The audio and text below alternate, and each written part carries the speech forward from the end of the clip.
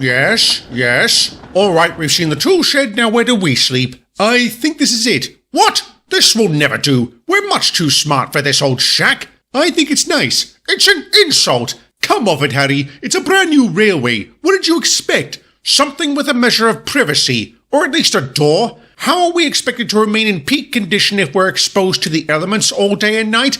Heaven help us all. What did you say? That Ernest is right. It's a brand new railway, and we should be grateful for what we have. I second that opinion. Oh, Lord Boraine, I assume? Correct. And I apologize this shed is not up to your standards, but we had to economize during the initial phase of construction thanks to an embezzling employee. Embezzling? I'm so sorry, sir. I had no idea. Can we possibly start over? I think that's a splendid idea. I'll start by welcoming you all to Sodor and the Culdee Fell Railway. I can see the works did a splendid job with the livery, and I understand you requested you be allowed to keep your original numbers. Yes, sir. We know it might be a bit confusing with half of us numbered 4 and the other half 6. It would be if you weren't also wearing nameplates, but I'm curious to know why you wanted to keep them. The chief mechanic back at Snowdon was a bit eccentric, sir. He believed in lucky charms, numbers and all that. He believed 4 and 6 were somehow special and bolted them to us. Said they'd bring us luck. Unfortunately, the day after he gave us these, he passed away in his sleep. Despite our reservations about their properties, it would have been disrespectful to remove them. And to his credit, nothing bad has ever happened to any of us. Let's hope this luck holds, and I'm confident it will. Your former manager had nothing but good things to say about you. Workhorses of the finest kind, he said.